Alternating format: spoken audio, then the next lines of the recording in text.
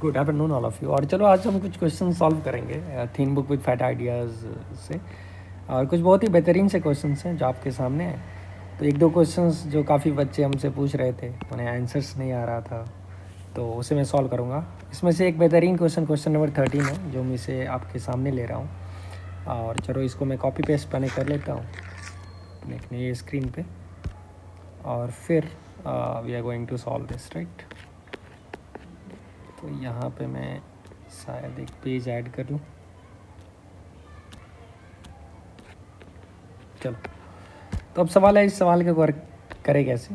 तो questions goes like this. ये बोल रखे हैं S K is cos 2π/k plus i sine 2/k। तो यहाँ से S7 जो मिलने वाला है एट ई का power i 2π/7, let's call it Z. इसको मैं जेड बोल देता हूँ। अब देख सकते हैं ये one of the 7th root of unity है, राइट। तो अगर जेड का ये वैल्यू है तो यहाँ से immediately I can confirm like Z7 = 1। अब मुझे क्या फाइंड करना है, पाई रनिंग फ्रॉम r = 0 to 6। इसको अगर मैं S7 को Z बोल रखा तो Z⁻³ 3r प्लस Z⁻r + 1। अब एक तो है जो बच्चे सोचेंगे चलो भाई मुझे क्या मल्टीप्लाई करने होंगे इस 6 को। ऑफ कोर्स नहीं। तो आप देख सकते हो r = 0 से 6, अगर r आप 0 लोगे तो Z⁻0 Z⁻1 Z⁻2 इस टाइप के टर्म्स बनेंगे, Z⁻6। And all these are nothing but the 7th root of unity. ये 7th रूट ऑफ यूनिटी का ये 7 वैल्यूज है, तो वहाँ से पक्का कुछ ना कुछ तो ट्रिक होगा इस क्वेश्चन को सॉल्व करने का। तो अगर मैं r 0 रखूँ तो यहाँ से 3 बन जा रहा है, r 1 रखने से Z³ प्लस Z+1 बनेगा। आप देखो कितने स्टाइलिश में we are going to evaluate, और कितना ब्यूटीफुल सा क्वेश्चन है। 2 रखने से आपके पास 6 प्लस स्क्वायर प्लस 1 बनेगा। 3 रखने से 9 प्लस क्यूब प्लस 1 बनने वाला है। 4 रखने से 12 प्लस 4 प्लस 1 बनेगा। और 5 रखने से अपन के पास 15 प्लस 5 प्लस 1। 6 रखने से that's the last thing 18 plus 6 plus 1। अब एक तो आप ब्लाइंडली आप मल्टीप्लाई करो, लेकिन यहाँ पे देखो हम स्मार्टली मल्टीप्लाई करेंगे। अब ऐसा क्यों सोचा है स्मार्ट मल्टीप्लिकेशन का, because I will use the information Z7 = 1। अब जैसे ही आपने Z7 को 1 रख दिया, अब इसको अगर मैं देखूँ तो मैं बोल सकता हूँ Z18 is nothing but Z7² into Z⁻4 and Z7 is 1, so Z18 goes to Z4। तो मैं ये लास्ट टर्म को लिख सकता हूँ Z4 प्लस Z6 प्लस 1। तो आप सभी को ऐसे इवैल्यूएट कर सकते हो। जैसे 15 को फिर मैं बोल सकता हूँ ये Z ही हो जाएगा, बिकॉज Z14 1 हो जाएगा, so it's Z plus Z5 plus 1। Similarly 12 वाले it's will become Z5 plus Z4 plus 1। 9 वाले term will become Z² plus Z³ plus 1। तो अब मेरे जितने भी टर्म्स हैं उसको मैं यहाँ से चालाकी से लिख सकता हूँ, because it will be 3 times of Z³ plus Z+1, then we have Z6 plus Z² plus 1, and we have kept everything beyond 7। मतलब बेसिकली 7 रिमाइंडर से हमने वैल्यूएट कर दिया। Z² plus cube plus 1, Z5 plus Z4 plus 1, Z plus Z5 plus 1 and 4 plus 6 plus 1। अब सवाल है like which combination should I take to make my calculation easier. तो आप देख सकते हो अगर मैं फर्स्ट वाले को अगर मैं सेकंड वाले से भी ले सकता हूँ, लेने में कोई दिक्कत नहीं है, लेकिन अगर मैं फर्स्ट और लास्ट ले लूँ, which is a typical idea behind whenever you solve any series questions. And similarly if I take ये सेकंड वाला एक्सप्रेशन को सेकंड लास्ट से, तो अब देखो what advantage I am getting, because you should immediately see the advantage of pairing up like this. इससे क्या फ़ायदा हो रहा है, जैसे क्यूब और 4 मिल के 7 क्रिएट कर देगा, 1 और 6 मिल के भी 7 क्रिएट कर देगा, और 1 1 1 ऑलरेडी है। ऐसे ही 6 और 2 मिल के 8 क्रिएट करेगा, 2 और यहाँ पे 6 और 1 मिल के 7 क्रिएट करेगा। अगर मैं इस दोनों को लेता तो 6 और 2 मिल के 8 क्रिएट करता, 2 और 3 5 क्रिएट करता। तो इस टाइप के कॉम्बिनेशन से एडवांटेज हो गया, ये सेम कलर्ड कॉम्बिनेशन से मज़ा आ गया। तो चलो मैं सबसे पहले इसको वैल्यूएट कर लेता हूँ। Z³ plus Z+1, Z4 plus Z6 plus 1, and that's giving me Z7. Z³ will get multiplied with the entire box, so Z9 plus Z³, Z5 plus Z7 plus Z plus 4 plus 6 plus 1। अब यहाँ मज़े की बात है, जो हमारे पास 1 दिख रहा है, Z दिख रहा है, Z² कहाँ दिख रहा है, यहाँ Z7 is 1, so this is Z² दिख गया, Z³ दिख गया, Z4 दिख गया, Z5 दिख गया, Z6 दिख गया। अरे भाई मज़ा आ गया, मज़ा आ गया। And Z7 is already 1, Z7 is 1. So we got 2 plus 1 plus z all the way till z6. Now what is this? अब this summation is nothing but sum of roots of unity, 7th root of unity. तो ये तो exactly zero चले जाएगा. इसको कोई बच्चा GP से ही फील कर सकता है. z7 minus 1 by z minus 1. And से z7 is 1, so 1 minus 1 is simply zero. तो ये टर्म खत्म हो गया एंड आंसर इसका 2 आ गया. अब सिमिलरली अगर दूसरी टर्म इवेलुएट करोगे, ठीक है, अगर मान लो ये मैं 6 2 1 और 1 5 1 का कॉम्बिनेशन है. चलो मैं आपको दिखा देता हूँ. 6 2 1 और मेरे पास 1 5 1 का कॉम्बिनेशन है. हालांकि मैं थोड़ा फास्ट यहाँ करूँगा. तो z7 आ गया plus z11. Now z11 is z4, right. फिर तुम्हारे पास z6 क्रिएट हुआ, z3, z7 ऑलरेडी 1 है अपने पास, plus z² plus g plus z5 plus 1. अब देखो क्या क्या कॉम्बिनेशन मुझे मिल रहा है. 1 z² z3 z4 z5 z6. अब ये मज़ा आ रहा है. देखो हर एक कॉम्बिनेशन में ये चीज़ जीरो हो गया. सो इस 1 प्लस z7 इज ऑलरेडी 1, ये 2. सिमिलरली अगर आप ये लास्ट कॉम्बिनेशन मिलोगे इस दोनों को, तो now you are already convince. तो ये वैल्यू भी मेरे पास 2 आ गया. तो ओवरऑल जो मेरा वैल्यू इज़ यहाँ पे आपको देखने को मिला, दैट इज़ एक्चुअली 3 इंटू, हमारे पास 3 का पेयर बना, 2 into 2 into 2, so it's 8 into 3, 24 is the answer for this one.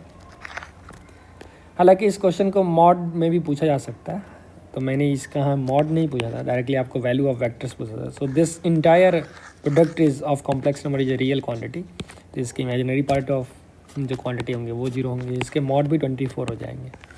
हालांकि आप अगर चैट जीपीटी से ये क्वेश्चन पूछोगे तो वो सॉल्व कर दे, लेकिन आंसर शायद वो -24 देगा. आप सोचिए क्यों, क्योंकि उसके एल्गोरिदम में क्या गड़बड़ी है. Anyway I hope you enjoyed. तो आप देखो कैसे क्वेश्चंस को आप ऐसे नहीं, जो क्वेश्चंस देखे यार आपको लगा आ रही है तो आउट ऑफ जाइए. ये सभी क्वेश्चन जेही के विद इन है और बहुत ही टाइम दे के क्वेश्चन हमने सेट किया. तो इसका करेक्ट आंसर 24 है. आप इस क्वेश्चन को भी सॉल्व कर सकते हो, 2 इसका आंसर आएगा. क्वेश्चन नंबर 12 बहुत ही ज़बरदस्त क्वेश्चन है. क्वेश्चन 11 2 सर्कल्स आएगा लोकस. अब that's interesting. If Z is a real number, अगर मैं एक्स में सॉल्व करूँ तो दैट मॉड का question you will get points, right. Points आता है. लेकिन इसी को मैं कॉम्प्लेक्स नंबर्स के क्वेश्चन पे दे दिया तो आपको ये सर्कल्स आएगा. अब ये क्वेश्चन देखो बेहतरीन क्वेश्चन है. यहाँ पे आपका आंसर जो आने वाला है वो बहुत ही ज़बरदस्त लोकस आएगा. आप इसको प्लॉट करोगे मज़ा आ जाएगा. ठीक है, ये सब सही question. Question number 9th question, this quantity represents इस standard question that you are on equilateral triangle. फिर आप सोचो how many equilateral triangle, mod A is 3√3 means आपका डिस्टेंस जो होगा vertices A can be anywhere. जैसे ट्रायंगल वहाँ बन सकता है, यहाँ बन सकता है, लेकिन जहाँ पे भी बने we have a restriction that a minus B, A और बी के बीच का डिस्टेंस जो है दिस इज गिवन टू √3. तो आपको बोल रखा है mod b² plus mod c². अब बहुत बच्चे को लगेगा इसका इन्फिनिटली मेनी सॉल्यूशन है, जो कि हो भी सकता है, ठीक है. लेकिन अब ऐसा भी तो हो सकता है, no matter what is the location of this equilateral triangle, no matter what is the location of equilateral triangle, this sum of a² is always preserved. That is also possible by. तो आप ध्यान से देखिए क्या इसका values, आप properly खुद से सॉल्व कीजिए और बताइए इसका इन्फिनिटली मेनी सॉल्यूशंस आ रहा है या फिर सम जो है इनवेरिएंट हो गया कन्फिग्रेशन से. चलो ऐसे ही एक और क्वेश्चन है जो बहुत सारे बच्चे मुझे पूछ रहे थे और जो मैंने ऑलरेडी क्रिएट किए थे वो टेस्ट सीरीज़ के लिए. This is this question. चलो इसको भी मैं सॉल्व करता हूँ आपके सामने. तो इसका अपन सॉल्व करेंगे. बहुत ही प्यारा सा क्वेश्चन, मज़ा आने वाला है. And what you need is just NCERT basis of NCERT. So what it's telling, let Z1 to Z2003 be R complex number. Of course I can ask still 2026 के लिए मैं पूछ सकता हूँ. Such that mod Zi is equal to 1 means all these are lying on a circle. Okay, great. Z1, Z2, Z3 till Z2003. If TS denotes sum of all product of these numbers taken at a time. Okay, so first feel करो question को. What is T2? What is T2?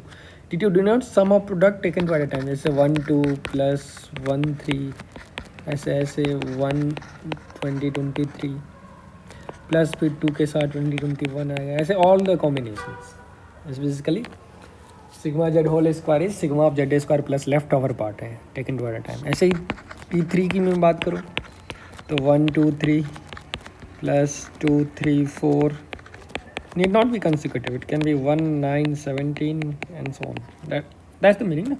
Sum of all product of these number taken S at a time. Sum of all product taken 3 at a time. तो अब ऐसे ही अगर देखो यहाँ पे अगर T20 की मैं बात करूँ तो क्या जाएगा Z1 Z2 Z3 till Z20 plus Z2 Z3 ऐसे ऐसे Z20 Z21 ऐसा वाला टर्म मिलेगा। अच्छा, how many terms will be there in the first case? ये तो मिलेगा 2023 चूज़ 2, ये मिलेगा 2023 चूज़ 3, यहाँ पे 2023 choose 20। So this many terms will be created, right? कितने टर्म्स होंगे? Out of this many might be same distinct, उससे मुझे फ़र्क नहीं पड़ता। चलो अब मुझे क्वेश्चन पूछ रहा है T ऑफ 20, तो सबसे पहले मैं इवैल्यूएट करता हूँ by T of 2003 if I will keep SS20 plus T21 by 2002 plus T22 by 2001। इसीलिए मैं बोल रहा हूँ सॉल्व दिस बुक, ठीक है? 23 बाय T2000। जो भी जेई एडवांस और मेंस प्रेडिक्ट कर सकता है, each and every question JEE relevant is given in this book. Not advertising book, लेकिन अगर आप नहीं बना रहे हो तो आपको पता चलेगा आप मैथमेटिक्स में कोई भी ऐसा कंटेंट अवेलेबल ही नहीं है मार्केट में, और आपको क्वेश्चंस देख के ही लग रहे होंगे, ठीक है? अब देखो, अब ये क्या शानदार सा सवाल है, इसीलिए जब आप सॉल्व करते हो तो फिर मज़ा आता है, even if you don't get the answer. अब T20 का क्या मतलब है? T20 का मतलब है Z1 Z2 Z3 till Z20 plus फिर Z1 Z2 till let's say J19 और 20 का 21 डाल लिया and so on. So mod of this divided by, I am just evaluating first this part, first part 2003 में Z1 Z2 Z3 till all the way till Z2003 plus again Z1 Z2 may be 2002 and then I'll take 2004 plus there are so many terms. Now the question is how many such terms are there? ऊपर में कितने terms हैं? So it's 2003 choose 20 और नीचे में कितने terms हैं? 2003 choose 2000 total terms were 2003, हाँ सही है, it's 2023 था ना? हाँ okay, actually here is 2023 complex number आ गया, तो यहाँ पे 2023 चूज इतना, right? And this is 2023 choose 2003। अब आपको समझ में आ ही गया होगा because this value is actually same as this, why NCR इज N choose N minus R। अब because of this number of terms in ऊपर वाला and number of terms in नीचे वाला विल एग्जैक्टली भी सेम। अब इट्स नॉट लाइक इस type के क्वेश्चन आप करते नहीं हो, मैं भी बताऊंगा, आप बहुत ही सिंपल से सवाल ऐसे हैं आप करते हो, लेकिन इस फॉर्म में नहीं करते, and that's the beauty of language of JEE advance paper. अब देखो, अब मैं इसमें एक जादू करूँगा। डू यू नो मैं क्या जादू करने वाला हूँ? सोचो। अब बताओ इसमें कितने मिसिंग टर्म है। अब इसमें जो भी मिसिंग टर्म होंगे वो कहीं ना कहीं इस ब्रैकेट में at least in one bracket present होंगे, इनफैक्ट एग्जैक्टली वो एक ब्रैकेट में प्रेजेंट होंगे, क्योंकि मान लो, I hope you already got, तो इसमें जो भी मिसिंग टर्म हो गया, मान लो 1 से 2003 लिया तो वी गॉट 2004 इंटू Z 2005, ऐसे करते करते टिल Z 2023, फिर डिवाइडेड बाय मैंने किया Z 2004, अभी ध्यान देना, 2004 इंटू Z 2005, ऐसे करते करते till Z 2023। So now I know it's from Z1 to Z 2023. Similarly, I can make second bracket also exactly same all the way till Z 2023 and missing term there. Similarly, third bracket. तो अब denominator से I can take these thing common. आप समझ रहे हो? अब उसका mod क्या हो जाएगा? तो हमारे नीचे में क्या आएगा? ध्यान देना, Z1 Z2 till Z20 plus taken 2 at a time plus this is Z19 Z21 plus blah blah. नीचे में will get mod of Z1 Z2 till Z 2023 times 1 by Z of 2004 till 2023, again taken 2 at a time, 1 by Z of maybe 2005 plus कहीं आएगा Z 2019, और बीच में कुछ term Z3 भी आ सकता है, taken 2 at a time। अब तुम ध्यान दो, दिस क्वांटिटी इज ऑलरेडी 1। अच्छा, ये क्वांटिटी ऑलरेडी 1 है बाबू, and since they are in product, अब मैं क्या करूँगा, इसको ऊपर से मल्टीप्लाई कर दूँगा, किससे? इसके कंजुगेट से। Okay, so you multiply this product Z 2004 till Z 2023 with its conjugate. Oh my god, what's happening? अब जैसे ही आपने इसके कंजुगेट से मल्टीप्लाई किया, आप समझ गए क्या हो गया. Something into something conjugate is one यहाँ हो जाएगा. Why? Because Z into Z bar is mod Z square and सबका मॉड यहाँ इंडिविजुअली वन है. सिमिलरली ये भी वन हो जाएगा. So what will be left in ऊपर is exactly same thing as numerator, just इस conjugate will come red. Because somewhere in numerator ये टर्म दिखेगा, समवेयर इन न्यूमरेटर अगेन ये टर्म भी कहीं पे दिख रहा होगा. तो overall this expression is what? It's mod Z by mod Z bar, right. Mod Z by mod Z bar. तो ये आंसर पूरा करके कितना हो गया? 1 होगा. देखो कितना खूबसूरत क्वेश्चन था. तो यहाँ से I can tell this is nothing but 1, exactly in same way this is also 1. It's 1 and 1, so answer is 4. Okay, I think some of you have scammed it and got the answer, लेकिन this is the correct one. ठीक है. एक third question दिख रहा है. अब ये भी देखो कितना बेहतरीन क्वेश्चन है लोकस पे. तो I do it for set 2. It tells we have omega, of course is cube root of unity, and S2 is Z such that Z equal to A plus B omega, right? Z is A plus B omega. So let's call this vector is 1 and this guy is omega. I can treat this as vector. And now when AB runs from 0 to 1, so it means I can take any chunk of vector running from 0 to 1 and 0 to omega. Now what is the maximum possible sum you will get? Maximum possible sum you will get is exactly this. No, when 1 plus omega will be minus omega square. So exactly here we will get. If A and B is 0, we will get points here. Now my claim is you will get any point and every point along this line. Why? Because you take this portion of A and add with omega, you will end up in this point. You take this portion of A, add with omega, you will get this point. Similarly, any point inside can be brought up, and that's very easy to visualize because you can take this portion of A and this portion of omega vector parallel. The resultant will be definitely this vector. So all birds inside this parallelogram can be killed. So what is the location of the point A plus B omega? It's exactly all point inside this parallelogram. And what is the area of this? So this point, you know, it's minus half comma root 3 by 2. Area is base into height. Base is 1 and height is root 3 by 2. So area is root 3 by 2. Area represented by set A is root 2 by 2. S2 represents a line with slope root 3. It's clearly wrong. It's a region actually. It's not a line. S1 represents hexagon. Now that you feel, see omega bar is omega and omega bar square will be omega square. Why? Because omega bar will be omega bar by omega, and omega bar is 1, is cube root of unity, and 1 by omega. Now I can again multiply with omega square. Omega cube is 1, so it's omega square. Moreover, someone can feel if this is omega, its reflection is omega bar. So this expression is nothing but A plus B omega plus C omega square. Now you try to feel if you create a new vector called omega square, where exactly this picture will go. So now we'll create new hexagon, right? So one hexagon over there, another over here, again another over here. So we'll get locus as all points inside this hexagon. It's basically exactly 3 parallelogram that you are able to feel. Okay, 1 2 3 4 5 6. So it's such a cute problem. So S1 represents hexagon and this area is exactly 3 times of root 3 by 2. The area bounded locus is root 3 0. So answer is A and B. In the same fashion you can do question 4. It's really beautiful question. In fact, ortho center you can use HGO concept over here. So every question teaches you something you know, like unique. You see question number 15 is teaching you integer lattice points. So you are embedded in an integer lattice and then complex number questions is being asked here. And if you do previous year of J Advanced, you can see these kind of questions appears. Okay, even this question is magically beautiful. Like these numbers 144, 75, 117 are chosen very crazily beautiful. So if you want me to solve more of the questions of the book in this way so that you can feel the magnanimity, the essence, first you have to order the book.